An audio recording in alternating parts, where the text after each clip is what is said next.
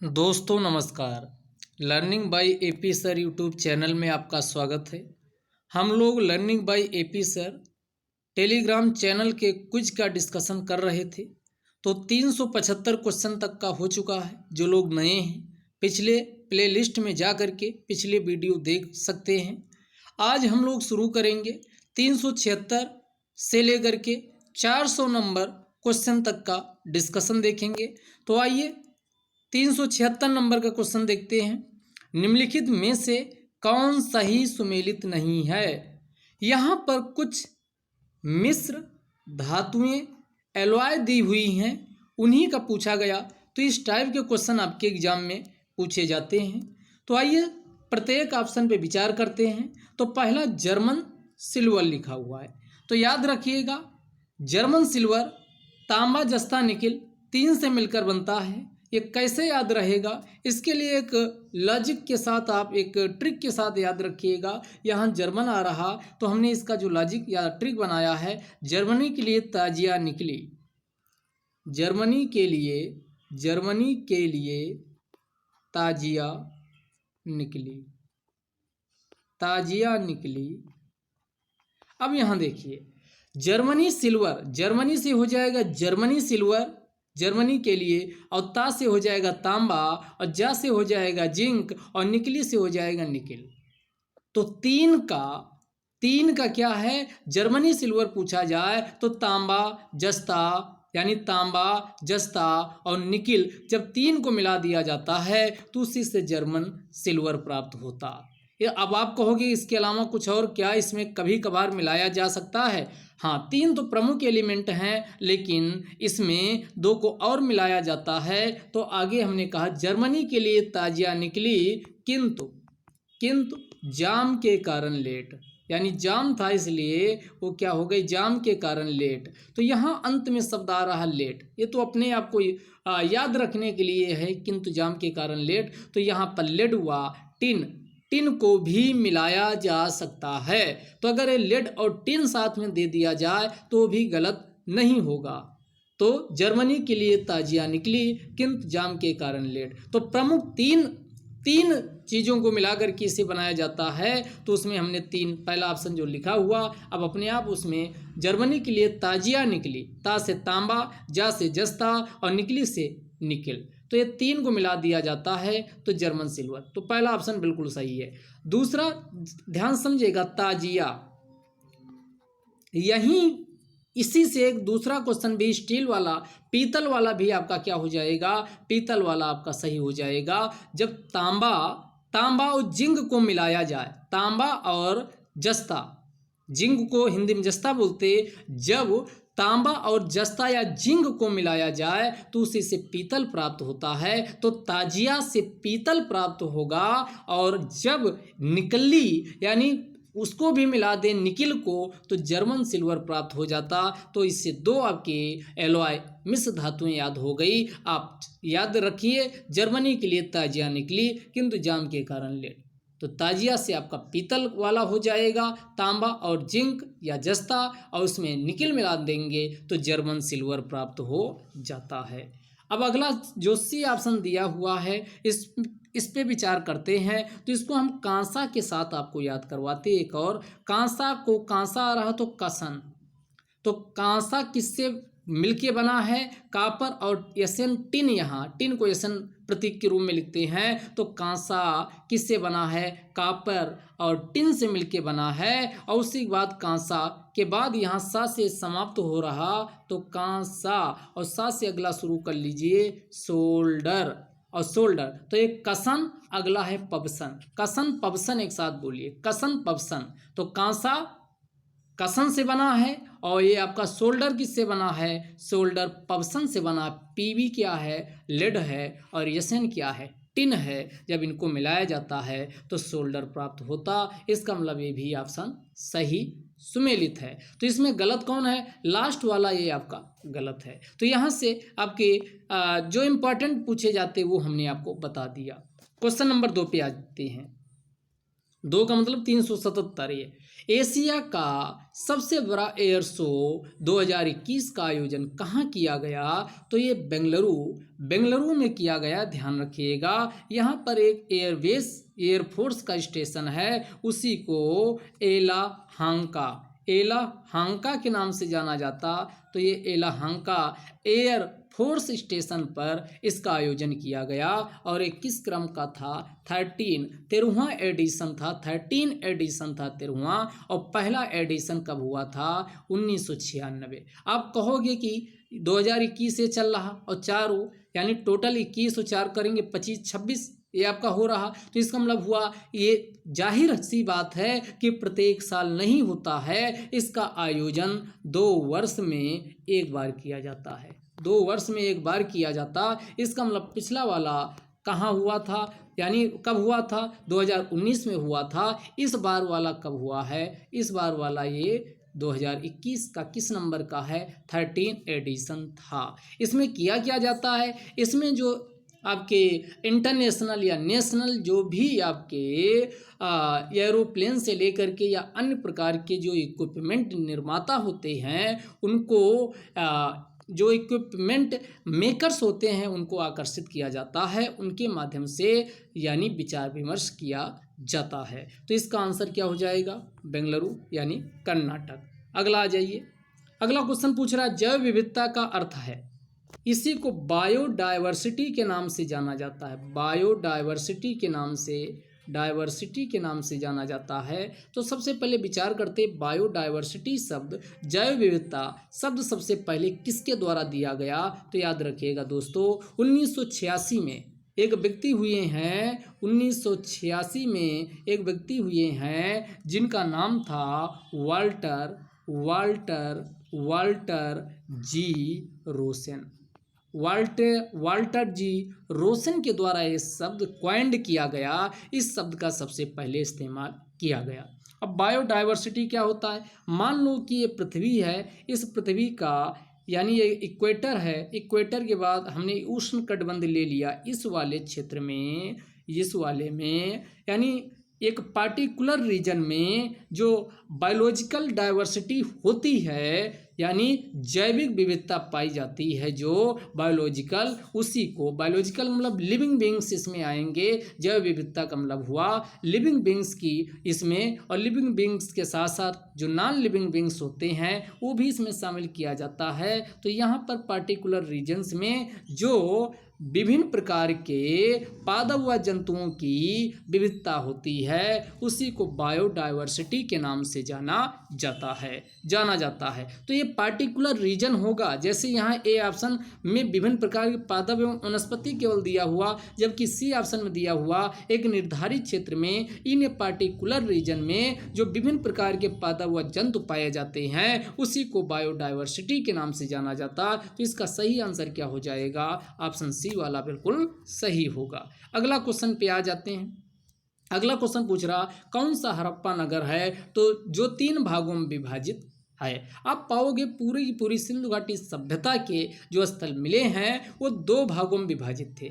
एक भाग को जो पूर्व की तरफ होता था उसे निचला शहर कहा जाता था, और एक आपका पश्चिम वाला भाग ये ऊंचाई पर स्थित होता था। यहाँ पर प्रशासक लोग या राजा महाराजा लोग रहते थे। इसी को किस नाम से, आप जात वर्ग के लोग रहते थे, इसी को दुर्ग के नाम से जाना जाता था। लेकिन जो धौलावीरा गुजरात का है ये 3 भागों में क्या था? घिरा था। एक मध्य नगर भी इसमें पाया गया है। तो ये अपवाद है, तो ये ध्यान रखिएगा। अब यहाँ लोथल ये गुजरात में एक बंदरगाह हुआ करता था। कालीबंगा राजस्थान में, यहीं कालीबंगा से जुते हुए खेत के साक्ष्य प्राप्त हुए हैं। तो ये ध्यान रखिएगा। दिए गए क्वेश्चन का आंसर क्या हो जाएगा? धौलावीरा 3 भागों में विभाजित था। अगला क्वेश्चन है रिक्टर स्केल में अधिकतम मान कितना होता है? तो ध्यान रखिएगा रिक्टर स्केल एक बंद पैमाना होता है। रिक्टर स्केल एक बंद पैमाना होता है। इसमें 0 से लेकर 10 तक के खाने होते हैं। 0 से लेकर के मान लो ये आपका 0 यहाँ शुरू हुआ, यानी 0 से लेकर के इसमें कितना 0 से शुरू हुआ 10 खाने होते हैं। और इस रिक्टर स्केल का आविष्कार 1935 में एक वैज्ञानिक थे रिक्टर के द्वारा इस पैमाने का आविष्कार किया गया था। अगर इसमें एक खाना ऊपर हम जाएंगे, जैसे 0 से 1 पहुँचे, 2 पहुँचे, 3 पहुँचे, तो प्रत्येक एक खाना पर जो ऊर्जा में वृद्धि होती है वो 31.6 गुना की वृद्धि होती है, जबकि आयाम में, ध्यान समझिएगा, आयाम में जो वृद्धि होती है वो 8 गुना की वृद्धि होती है। तो ये एक प्रकार का ये क्या है, बंद पैमाना है। और ये इसमें कितना, ये किस पे आधारित है, ये मैग्नेट, ध्यान से समझिएगा, ये मात्रात्मक पैमाना है, मात्रात्मक क्वांटिटेटिव पैमाना है। जबकि इससे इतर एक दूसरा पैमाना होता है, उसी को किस नाम से जाना जाता, मार्केली पैमाना के नाम से जाना जाता। मार्केली पैमाना एक प्रकार का खुला पैमाना होता है और उसमें अभी तक के जो खाने बनाए गए वो आपके 1 से 12 तक खाने बनाए गए हैं, और उसका आगे भी कभी भी और ज़्यादा मैग्नीट्यूड का अगर भूकंप आता है तो उसमें उसका विस्तार किया जा सकता है। तो ये ध्यान रखिएगा। तो ये अगर पूछा जाए तो ये चूंकि जो मार्केली पैमाना है वो आपका क्वालिटेटिव पैमाना है, वो आपकी किस पे तीव्रता, भूकंप की तीव्रता, किसी भी दृश्य या स्थल पर हुए नुकसान को देख करके आकलन किया जाता है कि किस तीव्रता का भूकंप आया होगा, और ये बात बताता है आपका कौन सा, मार्केली पैमाना। यहाँ बात हुई है किसकी हो रही है, रिक्टर स्केल की। तो इसमें कितने 10 मैक्सिमम कितना मान होता, 10 होता है। अगला क्वेश्चन, अंटार्कटिका का एकमात्र सक्रिय ज्वालामुखी कौन सा है। तो अंटार्कटिका का सक्रिय ज्वालामुखी, एकमात्र सक्रिय ज्वालामुखी जिसे माउंट एरेबस के नाम से जाना जाता है, ये अंटार्कटिका में है। और अंटार्कटिका आप देखोगे ये इसी को बर्फीला महाद्वीप के नाम से भी जाना जाता है। यहाँ पर खास तौर पर आम यानी मानव बस्तियाँ यहाँ पर नहीं रहती हैं। यहाँ पर विश्व के देशों के द्वारा अनुसंधान स्टेशन को लगाया गया है, जिनमें भारत के भी आपके दक्षिण गंगोत्री, भारती इत्यादि को यहाँ पर स्थापित किया गया है। ये पूछा जा सकता। अगला एटना बात किया जाए तो ये माउंट एटना कहाँ है, इटली में है सक्रिय ज्वालामुखी। कोटोपैक्सी कहाँ है, कोटोपैक्सी आपके इक्वाडोर में स्थित है। और बैरन भारत का एकमात्र सक्रिय ज्वालामुखी जो अंडमान निकोबार में स्थित है, उसी को बैरन के नाम से जाना जाता है। अगला क्वेश्चन आइए, निम्नलिखित में से किसने सर्वप्रथम बायोडायवर्सिटी शब्द का प्रयोग किया। तो पहले क्वेश्चन में हमने इसको डिटेलिंग डिस्कस कर ली थी। यहाँ पर इसका आंसर क्या हो जाएगा, सी ऑप्शन हो जाएगा। वाल्टर जी रोसन के द्वारा 1986 में 1986 में सबसे पहले बायोडायवर्सिटी शब्द का इस्तेमाल किया गया था। अगला, भारत का प्रथम national centre for marine biodiversity कहाँ स्थापित किया गया। तो ये जामनगर गुजरात में भारत का पहला national centre for marine biodiversity को स्थापित किया गया है। तो इसका आंसर आपका क्या हो जाएगा, इसका ऑप्शन जामनगर हो जाएगा। अगला क्वेश्चन है, भारत में जैव विविधता सर्वाधिक किस क्षेत्र में पाई जाती है। तो जब भी भारत के संदर्भ में पूछा जाए तो ये भारत है। तो ये जो पश्चिमी घाट है, यहाँ पश्चिमी घाट, इसी को वेस्टर्न घाट कहा जाता, यहाँ पर बायोडायवर्सिटी सर्वाधिक मात्रा में पाई जाती है। इसका विस्तार पूछे तो ये गुजरात से शुरू होता, गुजरात, महाराष्ट्र, कर्नाटक, गोवा, उसके बाद केरल और तमिलनाडु का क्षेत्र इसमें शामिल होता है। तो पश्चिमी घाट का अगर ये यूपीएससी में भी क्वेश्चन पूछा जा चुका है, क्या ये 5 मात्र जिले हैं। तो इसमें लिखिए, काउंट कर लीजिए अभी, राजस्थान 1 हो गया, उसके बाद महाराष्ट्र 2 गुजरात नंबर 1 हो गया, राजस्थान इसमें नहीं आता। तो इसमें गुजरात से शुरू करिए, तो गुजरात नंबर 1 हो गया, महाराष्ट्र 2 हो गया, महाराष्ट्र के बाद कर्नाटक 3 हो गया, गोवा 4 हो गया, और उसके बाद आपका केरल 5 हो गया, तमिलनाडु 6, यानी टोटल इसमें 6 रीजन को शामिल किया जाता है। तो इसीलिए यानी 6 राज्यों को वहाँ स्टेटमेंट दिया था, केवल 5 जिलों में इसका विस्तार है, तो ये इसलिए गलत था। तो यहाँ पर सर्वाधिक जैव विविधता पूछ रहा है, तो किसकी हो जाएगी, पश्चिमी घाट की हो जाएगी।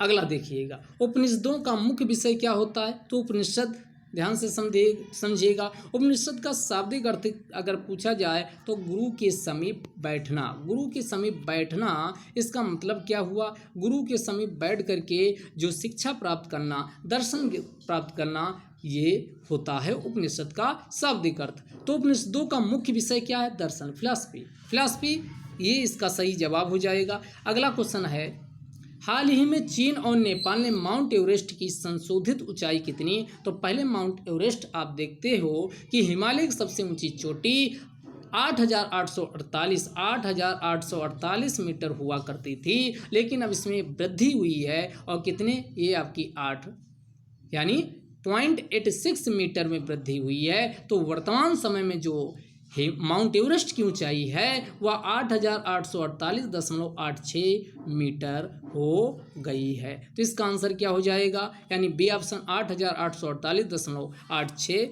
मीटर। आगे आइए, भूमध्य सागर की कुंजी के नाम से किसे जाना जाता है? तो भूमध्य सागर आप देखते हो ये आपका अफ्रीका महाद्वीप है, और अफ्रीका के बाद ये आपका ये कौन सा है? यूरोप है ऊपर, और यहाँ पर एक सकरी सी जाने के लिए आपकी जल संधि है। इसी जल संधि को किस नाम से जानते हैं? इसी जल संधि को जिब्राल्टर जल संधि के नाम से जाना जाता। तो यूरोप का एक देश यहाँ स्पेन है, अफ्रीका का यहाँ एक देश आपका मोरक्को है। तो पूछा जाए जिब्राल्टर जल संधि किन दो देशों को अलग करती है? तो ये आपका यूरोप के स्पेन को अफ्रीका के मोरक्को से अलग करती है। लेकिन जोड़ने का काम कनेक्ट किसको करती है? तो ये इधर वाला कौन है? भूमध्य सागर।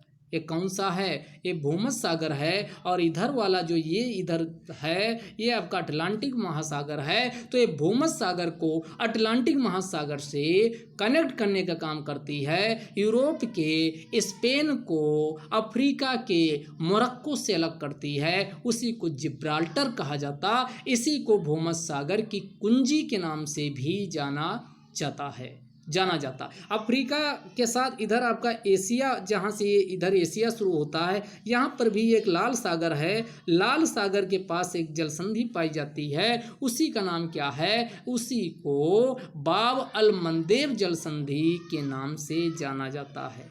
बाब अल मंदेब जल संधि, तो ये भी आपके एग्जाम के लिए इंपॉर्टेंट है, बाब अल मंदेब। अब इसमें कुछ अन्य जल संधियाँ दी हुई हैं, उन पे जरा विचार कर लेते हैं। जैसे जिब्राल्टर हमने डिस्कस कर दिया। उसके बाद बेरिंग जल संधि आइए, तो आपका जो उत्तरी अमेरिका महाद्वीप है, के बाद यहाँ अलास्का एक प्रांत है, और अलास्का के ध्यान समझिएगा, अलास्का के पास ये रूस वाला क्षेत्र शुरू हो जाता है। तो अलास्का रूस के बीच में एक जल संधि पाई जाती है। इसी को क्या कहा जाता है? इसी को बेरिंग जल संधि के नाम से जाना जाता है। तो बेरिंग जल संधि रूस को किससे? उत्तरी अमेरिका महाद्वीप से अलग करती है। उत्तरी अमेरिका महाद्वीप से क्या करती? अलग करती है। या जोड़ने का काम किसका? तो इधर वाला जो क्षेत्र है इसी को आर्कटिक महासागर के नाम से जाना जाता। किस नाम से? आर्कटिक। और इधर वाला जो क्षेत्र है इसी को किस नाम से जाना जाता? प्रशांत महासागर। तो ये आर्कटिक महासागर को प्रशांत महासागर से कनेक्ट करती है। जबकि उत्तरी अमेरिका महाद्वीप के चुकची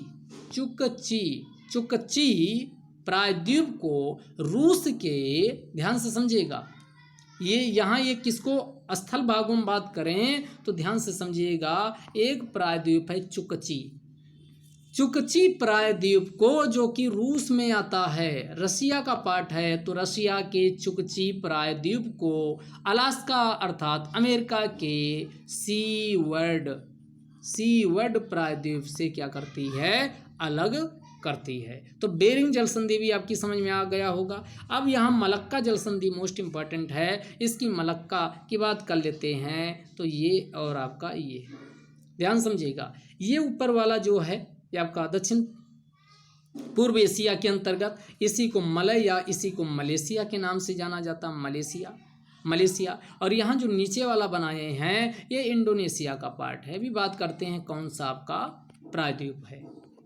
ठीक, अब इसके बीच एक सक्रिय सी जल संधि है, इसी को मलक्का जल संधि के नाम से जाना जाता है, मलक्का जल संधि के नाम से। अब आओगे इधर वाला क्षेत्र पूरा प्रशांत महासागर है, इधर वाला कौन है?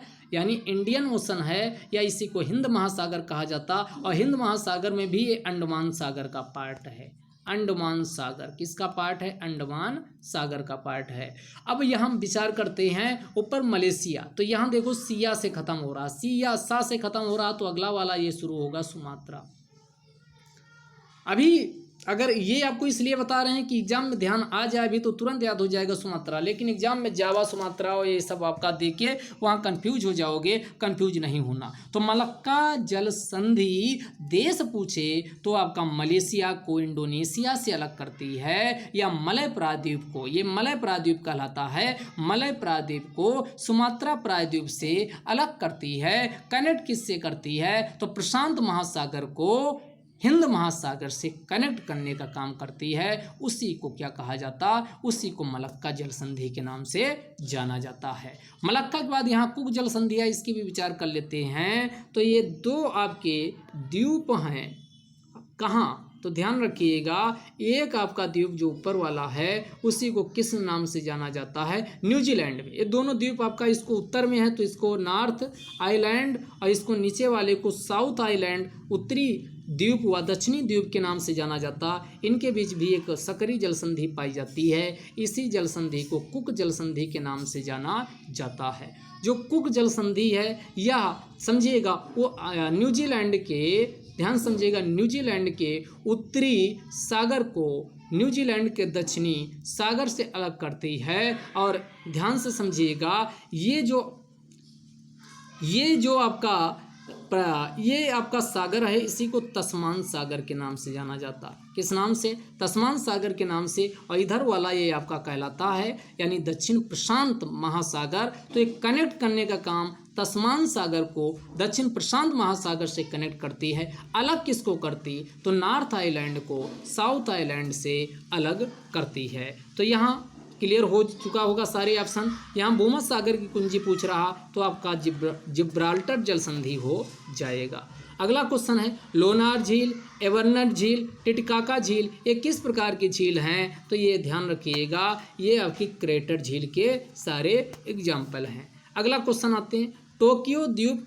टोक्यो जो शहर है, टोक्यो ये जापान में है, पूछ रहा है किस शहर पे स्थित है? तो जो प्रमुख हैं वो आपके, चूंकि जापान का सबसे बिगेस्ट जो आइलैंड है यानी उसी को हांसू के नाम से जाना जाता है, तो हांसू पर क्या है? टोक्यो स्थित है, टोक्यो स्थित है। तो अगर जापान के द्वीपों की बात करें तो ये सबसे बड़ा वाला जो द्वीप हमने बनाया इसी को हांसू कहा जाता। इससे छोटा आपके अगला कौन है? हांसू होकाइडो है। होकाइडो के बाद फिर अगला वाला ये आपका क्या कहलाता है? शिकोकू कहलाता है। और उसके बाद ये वाला जो है, ये वाला इसी को किन्सू के नाम से जाना जाता। तो ध्यान रखिएगा, दो तरीके से क्वेश्चन पूछा जाता है जापान के द्वीप। एक पूछता है एरिया वाइज लगाइए, एरिया वाइज लगाइए, सबसे ज़्यादा एरिया से कम एरिया की ओर लगाइए। तो सबसे ज़्यादा एरिया से कम एरिया में लगाओगे तो नंबर 1 पे हांसू आएगा, नंबर 1 पे हांसू आएगा, नंबर हांसू, और नंबर 2 पे होकाइडो आएगा ऊपर वाला, और नंबर 3 पे क्या आएगा? ये नीचे, ये आपका कौन? किन्सू आएगा। और सबसे लास्ट में जो ये लटका हुआ बिल्कुल छोटा सा है इसी को शिकोकू कहा जाता है। तो हांसू, होकाइडो, किन्सू, शिकोकू आएगा। हांसू लिख दे रहे हैं, हांसू, हांसू के बाद होकाइडो, होकाइडो, होकाइडो के बाद आपका कौन? क्यूनसू, क्यूनसू, क्यूनसू के बाद आपका कौन आएगा? शिकोकू, शिकोकू इधर लिख दिए, शिकोकू, ये शिकोकू, ये इसका ऑर्डर है, हांसू, होकाइडो, क्यूनसू, शिकोकू। लेकिन ध्यान रहे ये आपका एरिया वाइज है। अब इसका जब नॉर्थ से साउथ ऑर्डर लगाने के लिए आ जाए तो आपको कुछ नहीं करना है, अल्टरनेट, दो को अल्टरनेट कर देना। नंबर 1 पे होकाइडो आएगा, नंबर 2 पे हांसू आएगा, नंबर 3 पे शिकोकू आएगा, नंबर 4 पे क्यूनसू आएगा। एक याद रखिए, दूसरा आपका एरिया वाइज याद रखिए। नॉर्थ से साउथ ऑर्डर पूछा जाए तो आपको कुछ नहीं करना, जो नीचे था दूसरे नंबर पे उसको नंबर 1 पे कर देना है, जो 4 नंबर पे था उसको 3 पे कर देना, 3 वाले को 4 पे पहुंचा देना, आपका अपने आप नॉर्थ से साउथ ऑर्डर लग जाएगा। एक क्वेश्चन आपके आरओ में पूछा जा चुका है नॉर्थ से साउथ ऑर्डर वाला, तो एरिया वाइज भी ये पूछा जा सकता है। तो इसमें टोक्यो किस पे स्थित है? तो आपका ये हांसू इसका सही जवाब हो जाएगा। अगला, किस माह में उत्तरी गोलार्ध में, यहाँ देखो पृथ्वी 0 डिग्री विषुवत रेखा, इसके ऊपर वाला क्या कहलाता है? इसके ऊपर वाला जो भाग है उसी को उत्तरी गोलार्ध कहा जाता है, जिसमें यहाँ भारत भी स्थित है। और इसके बाद ये दक्षिणी गोलार्ध है। तो उत्तरी गोलार्ध में सबसे कम पूछ रहा है कि सागरी जल का तापमान, स्थल का नहीं, सागर का जल का तापमान सबसे कम कब होता है, तो ये याद रखिएगा फरवरी महीने में होता है। उत्तरी गोलार्ध में सागर के जल का सबसे न्यूनतम तापमान फरवरी महीने में होता है। अब जीरो इक्वेटर पे आपको स्थित देश पता होने चाहिए। पीछे वाले वीडियो में हमने बताया है, क्या बताया है, ईसीबी से जीके जयकेस माइक, ईसीबी से जीके जयकेस माइक, इससे आपका क्या हो जाएगा, सारे देश इक्वेटर वाले याद हो जाएंगे ईसीबी से। तो हमने कहा था Ecuador, Colombia, Brazil, Sao Tome व प्रिंसिपी अगला देश है। और उसके बाद आपका जी के, तो यानी गेबोन, कांगो, जायरे, युगांडा, केन्या, सोमालिया। और उसके बाद केस हो गया माइक, यानी आपका मालदीव, इंडोनेशिया, किरबाती। इतने आपके कौन है, इक्वेटर पर स्थित देश हैं। पिछले वीडियो में देखिए, प्रत्येक को लिख के बताएं। अब यहाँ अगर मकर रेखा वाला पूछा जाए, ये नीचे मकर रेखा है 23.5 डिग्री साउथ मकर रेखा कहलाती है, और 23.5 डिग्री नॉर्थ वाली एक कर्क रेखा कहलाती है। तो मकर रेखा पर अगर देश आपको मकर रेखा के पूछे जाएं तो ये भी आपको पता होना चाहिए। आग लगा बाप, आग लगा बाप, इसकी आपकी क्या है, ट्रिक है। तो जब भी ये पूछा जाए तो आपको तुरंत याद आ जाना चाहिए कि मकर रेखा पर कौन कौन से देश स्थित हैं। तो मकर रेखा वाला हमने क्या बताया कि चल आग लगा बाप, चल आग लगा बाप, चा से आपका चिली हो जाएगा, चल आग लगा बाप, चल आग लगा बाप। ऐसे मजाक में बोल रहे हैं, रियल में नहीं। नहीं, आपके अगर अपने बाप को ऐसे बोलोगे चल आग लगा बाप, तो आपका 2-3 आपको मिल भी जाएंगे। तो ऐसे मत बोलिएगा, केवल आपको मकर रेखा वाले याद करने की ट्रिक बता रहे हैं। चल आग लगा बाप, तो चा से चिली, आ से अर्जेंटीना, अर्जेंटीना, उसके बाद फिर आइए चिली, अर्जेंटीना, और उसके बाद फिर बी से आपका ब्राज़ील हो जाएगा, बी ए से ब्राज़ील, और पी से आपका क्या हो जाएगा, पराग्वे, पराग्वे। तो चल आग लगा बाप, उसके बाद है ना बाद में मामू आया, ना बाद में मामू आया, तो ना बाद में मामू आया। तो जो आपका मामू था वो अपने बाप को बोल रहा था, तो ना बाद में मामू जब ये बोल दिया तो भाग लिया, क्योंकि उसे पता था चल आग लगा बाप, अपने बाप को तो बोल दिया है, लेकिन अब बाप उसका क्या करेगा, 2 चाल लगाएगा। तो ना बाद में मामू आया, तो मामू क्या लिया, चुपचाप निकल लिया। तो इसी अगली लाइन है ना बाद में मामू आया। तो नामीबिया, बा से बोत्सवाना, दा से दक्षिण अफ्रीका, और उसके बाद मा से मोजाम्बिक, और फिर मुँह से मेडागास्कर। तो ये आपके किसके, मकर रेखा पर स्थित देश हैं, मकर रेखा पर। और लास्ट में आपका आया से ऑस्ट्रेलिया। इतने आपके मकर रेखा पे भी आपको पता होना चाहिए। तो कर्क रेखा का बताए ईसीबी से जीके जयकेस माइक, और उसके बाद मकर रेखा के आए चल आग लगा बाप, ना बाद में मामू आया, काम खत्म, ना बाद में मामू आया। तो इसके सारे, तो आपका 2 तरीका, आप डेली मैप देखिए तो उससे याद करिए, लेकिन ट्रिक भी ध्यान में रखिए। बाई चांस आपका देश फिसल गए, कन्फ्यूजन हो गए, तो ट्रिक के माध्यम से आपको रिकॉलिंग हो जाएगी। आपको दोनों तरीके से, केवल ट्रिक पे ही भरोसा मत रखना है, आपको क्या है, मानचित्र भी देखते रहना। अब हमने जो ये ट्रिक आपको बताई, बिल्कुल पश्चिम से पूरब देशों का यही आर्डर है, यही आर्डर है। आप जैसे पश्चिम से पूरब पूरी पृथ्वी पर चलेंगे तो पश्चिम से पूरब यही क्रम आएगा। तो यहाँ पर क्या हो जाएगा, किस माह में उत्तरी गोलार्ध में स्थित सागरी जल का तापमान न्यूनतम होता है, तो आपका ये हो जाएगा फरवरी महीने में। आगे देखते हैं।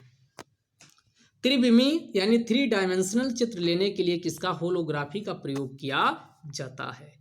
अगला देखो, प्रकाश का रंग निर्धारित किससे होता है, तरंग दैर्घ्य, तरंग दैर्घ्य। लाल रंग की तरंग दैर्घ्य सर्वाधिक होती है, तो लाल आपकी क्या है, लाल रंग काफ़ी दूर तक दिखाई देता है। इसीलिए आप देखोगे लाल रंग को यानी ट्रैफिक वाले में भी इस्तेमाल किया जाता, एज ए डेंजर, खतरे के निशान के रूप में, दूर से दिख जाए। निम्नलिखित भारतीय पक्षियों में कौन सा अत्यधिक संकटापन, इसी को CR क्रिटिकली इंडेंजर्ड कहा जाता है, तो ग्रेट इंडियन बस्टर्ड, जो भारतीय प्रायद्वीप राजस्थान गुजरात वाले भूभाग में पाई जाती है, तो इसे क्रिटिकली इंडेंजर्ड, जो आपका वन्य जीव संरक्षण wild life protection act WPA 1972 की लिस्ट नंबर 1 में इसे रखा गया है, और इस साइट्स की फर्स्ट अपेंडिक्स में भी शामिल है, और इसी को ग्रेट इंडियन बस्टर्ड कहा जाता है। इसी को सोन चिरैया के नाम से भी जाना जाता है, जो क्रिटिकली इंडेंजर्ड है। अगले क्वेश्चन पे आते हैं। निम्नलिखित में से आर्द्र क्षेत्रों में किन्हें रामसर का दर्जा प्राप्त है? ध्यान रखिएगा, रामसर का दर्जा तो भारत की कितनी 42 भारत की 42 स्थलों को रामसर आर्द्र भूमि घोषित किया गया है। रामसर आर्द्र भूमि क्या होता? तो कोई रुका हुआ, बहता हुआ, स्थिर, अस्थिर, शांत जल, तालाब, झील, अनूप, पोखर, जलाशय, कृत्रिम बांध, साथ ही निम्न ज्वार के समय 6 मीटर से ज्यादा अधिक ऊंचाई वाला जल को भी इसमें शामिल किया जाता है। तो इसी को आर्द्रभूमि के नाम से जाना जाता है। आर्द्रभूमि के संरक्षण के लिए 1971 में ईरान के रामसर नामक शहर में, ईरान के रामसर नामक शहर में एक कन्वेंशन हुआ, इसीलिए इसे रामसर कन्वेंशन के नाम से भी जाना जाता है। इसमें जो सबसे ज़्यादा जिसको भी खतरा होता है उसको एक रजिस्टर तैयार किया जाता है, उसी को मॉन्ट्रेक्स रिकॉर्ड के नाम से मॉन्ट्रेक्स रिकॉर्ड के नाम से भी जाना जाता है। तो भारत के दो अभी लोकटक झील मणिपुर की और राजस्थान का केवलादेव इसमें मॉन्ट्रेक्स रिकॉर्ड में शामिल है, अभी इसमें दर्ज है। जबकि चिल्का जो शामिल किया गया था उड़ीसा की झील, उसको इससे हटा दिया गया है। तो मॉन्ट्रेक्स रिकॉर्ड में भारत के पूछा जाए तो 2 स्थल हैं और टोटल पूछा जाए तो कितने हैं? 42 हैं। कौन कहाँ है ये आपको पिछले वीडियो में हमने बताया है, वहाँ डिटेल आप जाके देखिएगा, आपको वहाँ मिल जाएगा। 42 अगला 42 के नाम वहाँ मिल जाएंगे। फिर पूछ रहा निम्नलिखित आर्द्र क्षेत्रों में किन्हें रामसर का दर्जा प्राप्त? इस क्वेश्चन पे आते हैं तो चिल्का बिल्कुल है, लोकटक ये भी है, केवलादेव ये भी है, वुलर झील ये भी है। तो इसका आंसर क्या हो जाएगा? उपरोक्त सभी डी ऑप्शन हो जाएगा। अगला क्वेश्चन है, हाल ही में केरल की 21 वर्षीय आर्या राजेंद्रन ये सबसे युवा यंगेस्ट मेयर बन गई हैं। और पूछ रहा है कहाँ की? ये केरल, यहाँ तो लिख दिया, लेकिन केरल के तिरुवनंतपुरम की ये शहर की मेयर बनी है, ये ध्यान रखिएगा। अगला है रोमन बस्ती कहाँ से प्राप्त हुई है? तो ये अरिकामेडू से रोमन बस्ती प्राप्त हुई है। यहाँ कालीबंगा राजस्थान में है और यहाँ से आपका क्या जुते हुए खेत के साथ प्राप्त हुए रंगपुर गुजरात में है, सतारा महाराष्ट्र में है, ये भी आपको पता होना चाहिए। अगला, किस भारतीय राज्य की विधानसभा ने लगभग 58 वर्षों के बाद राष्ट्रगान को वहां पर बजाया गया है? 58 वर्षों के बाद। तो आप देखोगे नागालैंड का गठन 1963 में होता है और वहां फरवरी 1964 में राज्य विधानसभा का गठन किया जाता है, लेकिन राष्ट्रगान अभी हाल ही में इसे गाया गया। लगभग पहली बार हुआ कि 58 वर्षों के बाद इस नागालैंड में यानी राष्ट्रगान को बजाया गया। तो इसका आंसर नागालैंड हो जाएगा। अगला क्वेश्चन है, हाल ही में DRDO के द्वारा VLSR स्वयं का परीक्षण किया गया, एक किस राज्य में? तो अधिकांश जो DRDO के द्वारा परीक्षण किए जाते हैं वो चांदीपुर जो उड़ीसा में है वहां से ये परीक्षण किए जाते हैं। तो VLSR स्वयं की फुल फॉर्म क्या है? इसको हम जान लेते हैं, वर्टिकल लॉन्च। इसी को VL से क्या हो जाएगा? Vertical launch, LAUNCH launch.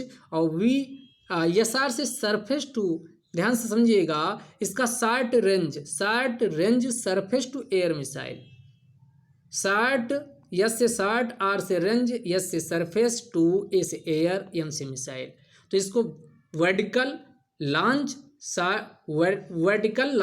Short range surface to air missile के नाम से जाना जाता, जिसका डेवलपमेंट किसके द्वारा किया गया? यानी DRDO के द्वारा किया गया। किसके द्वारा? DRDO के द्वारा। इसकी जो मारक क्षमता है वो 40 से लेकर 50 किलोमीटर मारक क्षमता है, ये ध्यान रखिएगा। अगला, Dada Saheb Phalke international film festival. तो ये आपका 51 फिल्म फेस्टिवल का आयोजन कहाँ? गोवा में किया गया। हाइब्रिड टाइप का था ये पहली बार, क्योंकि कोविड-19 की वजह से दोनों प्रकार से इसमें डिजिटली व सीधे डायरेक्ट फिल्मों को दिखाया गया। और इसमें जो क्रिटिक्स बेस्ट एक्टर का अवार्ड दिया गया वो किसको दिया गया है? सुशांत सिंह राजपूत को दिया गया। और फोकस कंट्री कौन इस बार था? तो ये बांग्लादेश था, ये ध्यान रखिएगा, पूछा जा सकता तो बांग्लादेश इसमें था।